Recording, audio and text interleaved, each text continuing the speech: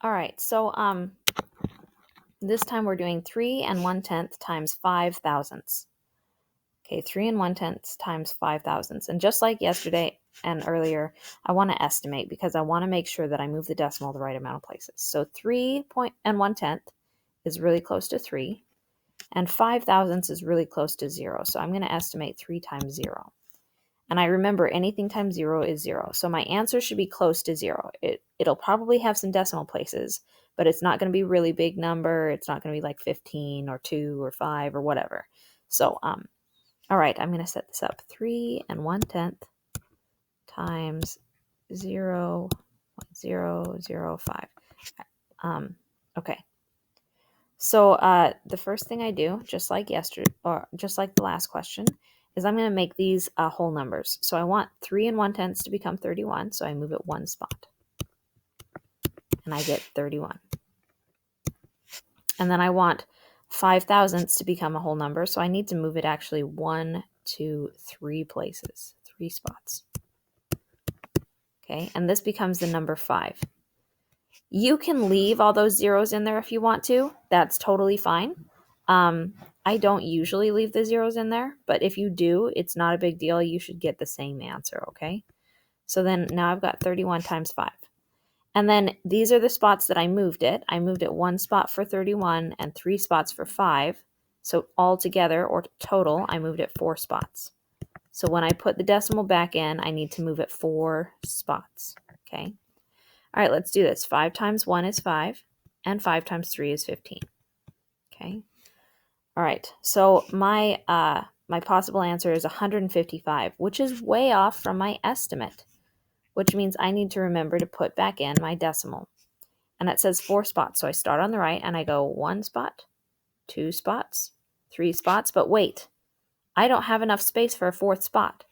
So just like yesterday, I'm going to make that 4th spot and I'm going to do a placeholder 0 there.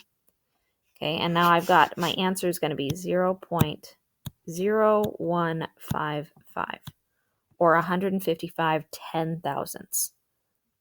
Now notice this number now is a lot closer to 0 because it starts with a 0 and these decimals are really, really small.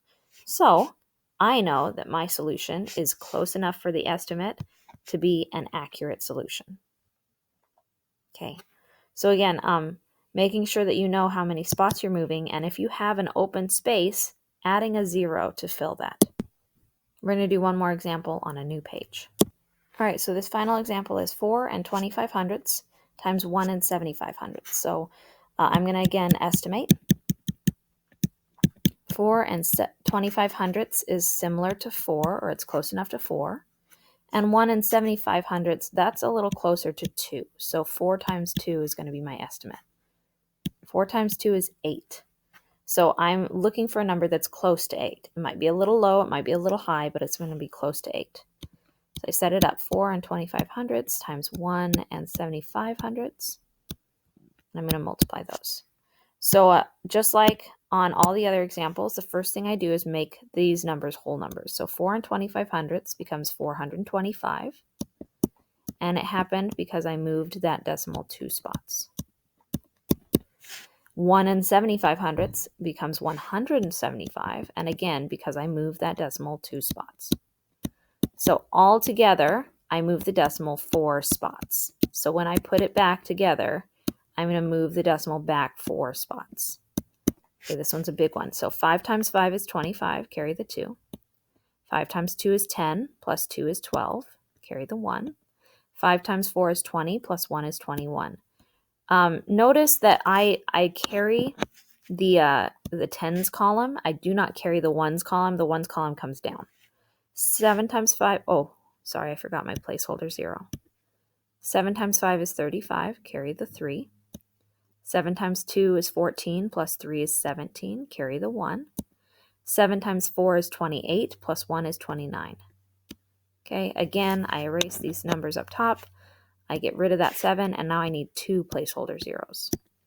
1 times 5 is 5, 1 times 2 is 2, 1 times 4 is 4. Add those together.